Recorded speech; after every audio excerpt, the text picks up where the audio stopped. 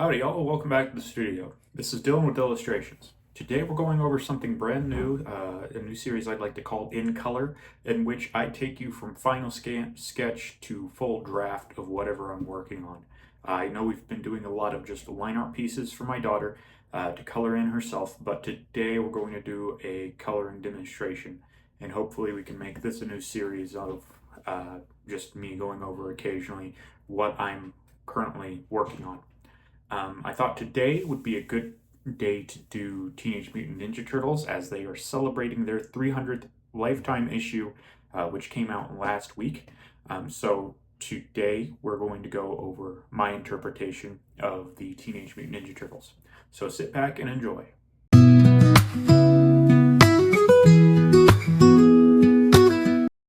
So we're going to start with the materials used for this piece. I used a piece of 9x12 Bristol board, a Pentel 0.7 graphing pencil, some Sakura micron pens, and some alcohol markers. There are specific papers that are marketed as marker paper, but I really like the Bristol board as it doesn't bleed as much as other papers, including the marker paper. So that is why we're using that today. If I were to recommend anything here, I would definitely recommend markers that have a brush tip. If you're doing alcohol markers and you come across them, definitely be looking out for brush tip markers. They help you get the finer details in your piece, as well as able to adjust the thickness with the pressure. Bullet tip do not work all that well, especially when you're getting into the finer details. So definitely be on the lookout for brush tip on dual tip alcohol markers.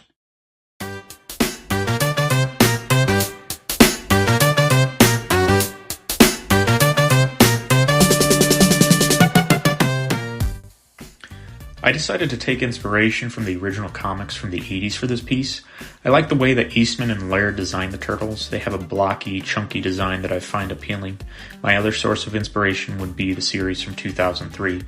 I grew up with this iteration for the turtles, and I used it for the base for my masks. I remember having a difficult time deciding on who would be featured in this piece.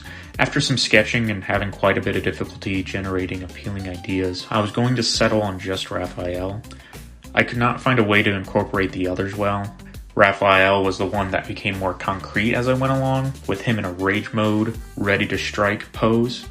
It was simple and static, and it was coming along nicely, and I thought I'd just settle there.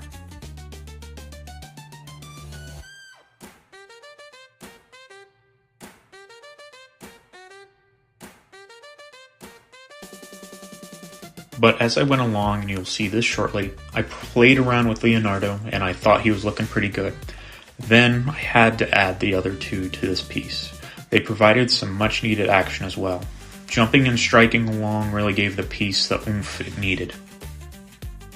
I really enjoyed Michelangelo and Donatello's poses the most. It required me to challenge myself on some effects as well. You'll see it in how hard it was to execute the ideas that I had in my head about these. Donatello jumping around, getting his legs in the right pose, and Mikey in his curled up jumping position really just took a lot to pin down. Taking a step back from the piece at hand, I have to take a moment to appreciate the Teenage Mutant Ninja Turtles history.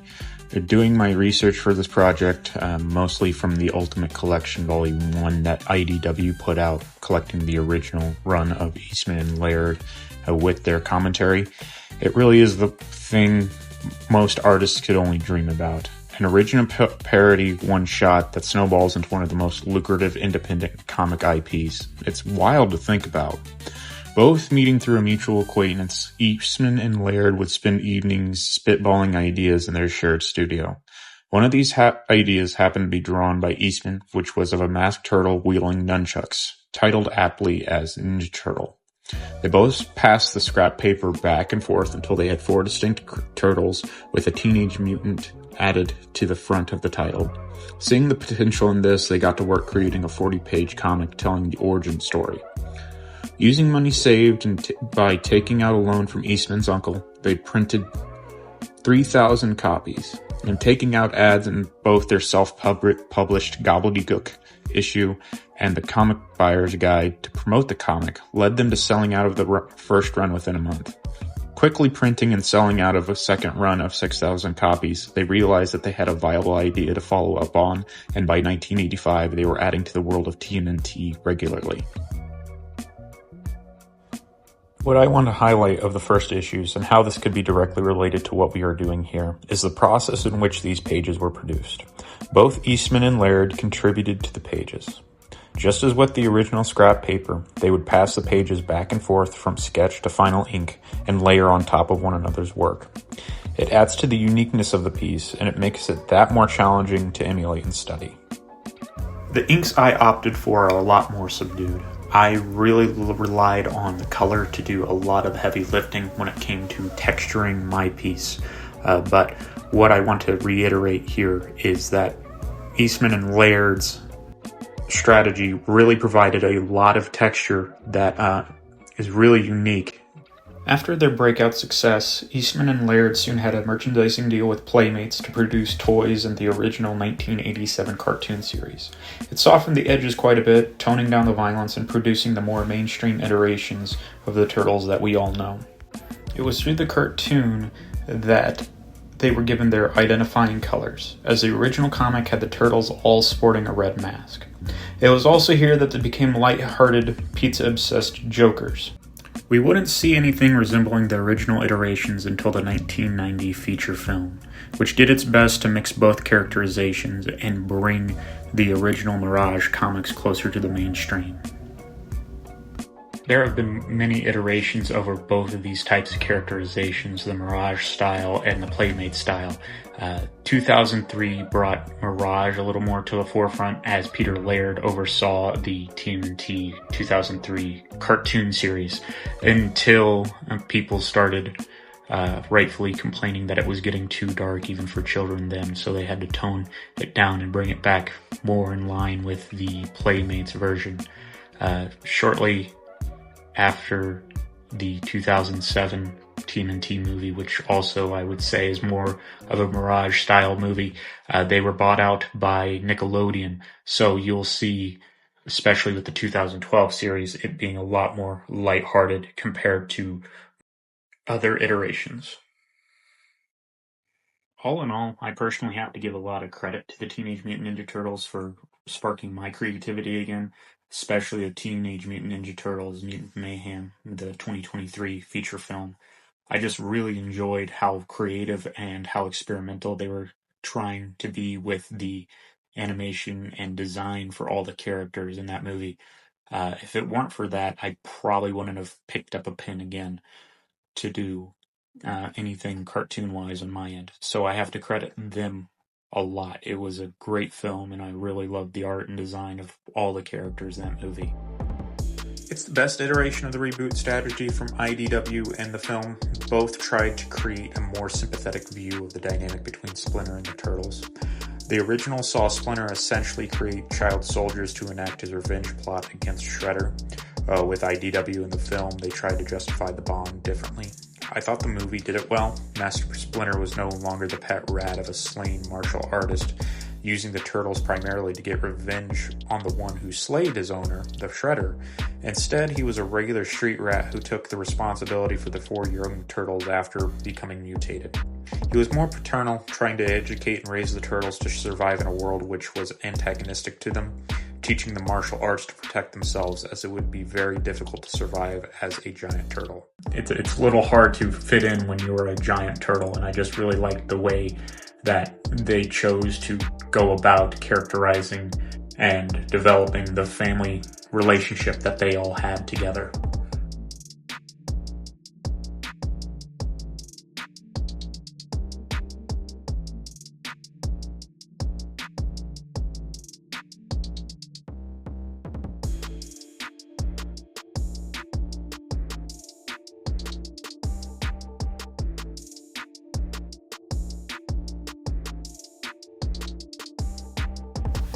Let me know below what reinvigorated you as an artist. I know we all have that moment where we kind of feel kind of discouraged or low and just kind of want to throw down the pin. Was it a favorite character from your childhood that kind of made you think, oh boy, this is really cool, and I'd like to see what I can do to add to the tapestry of these characters? Let me know in the comments below.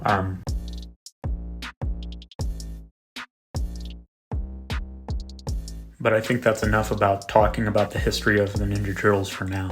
And we'll get back to the piece. So as you can see, the inking here is a little more angular and edgy. I really was trying to, create something a little edgier and not so round and soft. That also was a lot of inspiration from Eastman and Laird's interpretation of the Turtles. It just wasn't as round and soft as, even the best superhero comics. They do have a little bit of a, just a curvature to them, or a little cleanness to them. And I was trying my best to get the angular original ideas as an inspiration for my interpretation of the Turtles here. I've been playing around with this angular style for a minute now, for my own style to develop, I think is the best way to put it. But right here is probably the best iteration of that. Just the edges on all these characters I thought were really cool and really appealing to me visually. You'll see another trick here I performed using pins with smaller nibs or finer lines to create some depth here. Of course, size does a lot to show that too. As you get further back, they get smaller and smaller. But also a good way to develop that look is to use thinner markers, especially here with Mikey. It's a really fine line pin. It just kind of creates a little bit of depth just in your lines, which you'll see in these characters here. I used a brush tip for Raphael in the front and then just got smaller and smaller as I went back. I also liked the effect that I have here for Michelangelo's nunchucks too, creating a helicopter effect. That was probably the first time I ever attempted something like this, and I just thought it really turned out well. I really liked how it came out. In fact, I like his weapons probably a little bit more than Raphael's. You'll see that Leonardo and Donatello's here could have been a little straighter, but it does add character, at least in the case of Donatello's. I don't think there's a way to rationalize the way that Leonardo's weapons turned out, but, sometimes that happens. Really, more or less, it's all about the final product and how well that turns out, and sometimes you can get too caught up on the details to kind of appreciate the piece. If it's glaring, you will know, but I really liked how this all turned out in the end. So I opted for an interesting design choice here. You have a lot of different interpretations on what type of gear that the Turtles have across their iterations. And I chose, wraps for the hands, and then leather guards for the feet, and then knee guards from the original cartoon. I like how it all turned out, especially the wraps on the hands. There's just something about arm wraps that are always really cool to me, and I really enjoyed how these turned out. And now we'll get into the color. So what you're going to want to decide, first of all, is how you want the color to appear when you are illustrating this out. Are you going to want just flat colors, or are you trying to develop, sort of a three-dimensional proper shading that, reflects the light properly? So after you figure out how far you're going to want to go into your color, that's when you start picking out your palette. From darkest to lightest, I usually apply the color. I really like the green here. I've used it before for quite a few different of my pieces, so that's probably why I was able to figure it out so well on how this lighting was going to work. I also think that I might have been using subconsciously the light source that I had just to illuminate this video here, because as you can see, it's coming down from the top right corner of the screen. So it may have had a lot to do with the way that I interpreted the color for my piece. So again, you're starting from darkest to lightest, and you're trying to find the places where the light isn't hitting all that well, and then you start with that darkest color and then work your way out. You will be starting again from the darkest and working your way out, usually from there, from where that light source is darkest. That's just how they're easy to blend. They're just better to blend that way, as you know, you can go out from the dark into the light with your brushes.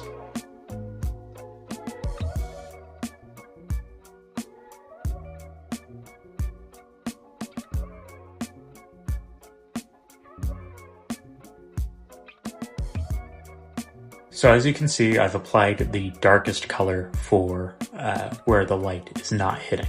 If I were to go back and do this again, I would probably try to do this for all 4 turtles, but I think I was starting to get a little overwhelmed with the way the color is working. I'm not honestly all that confident in applying color to my own pieces yet, especially here with Raphael's mask.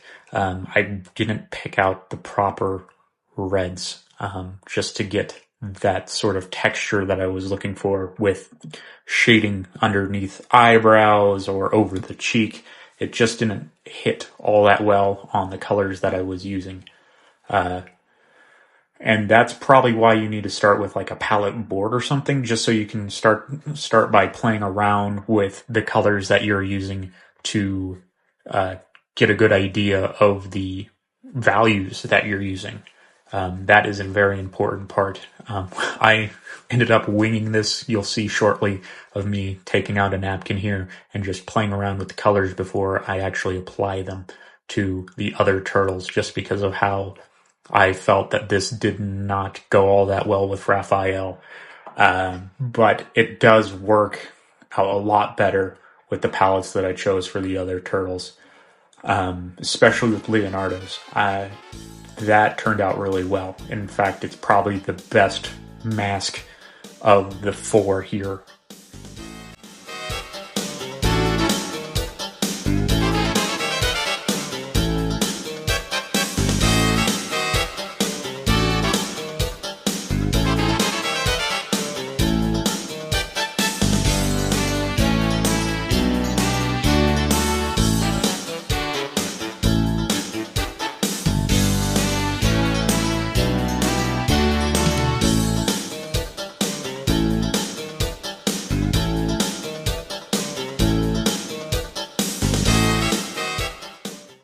This is where I started applying lighter values to the skin. I really liked how these turned out. I've worked with these greens before, so that's probably where I felt the most confident when it came to applying the colors. I've used it for a couple different pieces, so I kind of understood the palette that I was going for and how these things would show up and reflect the light that I was using as my source. I really liked how all their skin turned out. You'll see another thing that I do here in an attempt to capture a depth for the piece is that I tend to get flatter with the colors as I'm going back. So there won't be as many tones to the color. There will be a lot more flat green, a lot more flat on the masks. There won't be that palette mixture that you'll see when you're trying to differentiate the front from the back. Right now with Leonardo, since he's so close to Raphael, there is a little more play with that idea of creating like a 3-dimensional texture with the color that you're using. But by the time that we get to Michelangelo way in the back, it is flatter greens, not so much detail on the way that it hits the arm. And that's just another good way to capture depth for whatever you're doing. But I think that is all I have to say about the piece at this time. So just sit back and relax and watch as I'm filling out more of the colors on the turtles.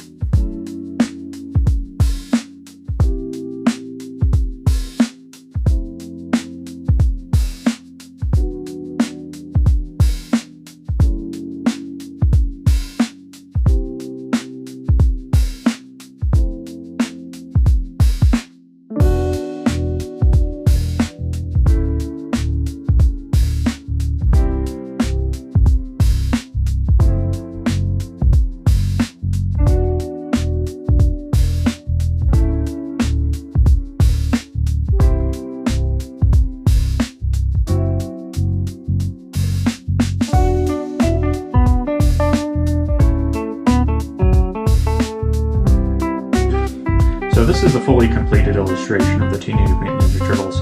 I do apologize there that there was a bit of a skip between making them green and filling out the rest of the minor details like the shells and the knee and feet guards. Ran out of space to make that happen. We're definitely learning how to make bigger videos like this work.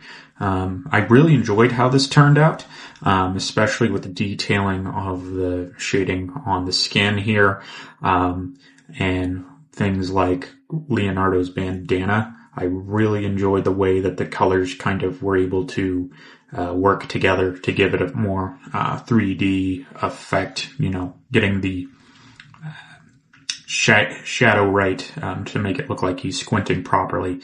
I wasn't able to make it happen here with Raphael all that well. A lot of it has to do with just being a little uneasy about the palette I was working with the reds. I haven't been able to get to that down quite yet, but all in all, I really did enjoy how all of these guys turned out. So this is the first episode of In Color. Let me know what you think about what we did here today in the comments below. If you liked what you saw, hit like, share it with your friends. You can follow me on Instagram, Substack, Wanna Create, and you can also shoot me an email at dillustrationstudio@gmail.com if you want to work with me. I'll have these linked down in the description below, so check that out. And until next time, draw something.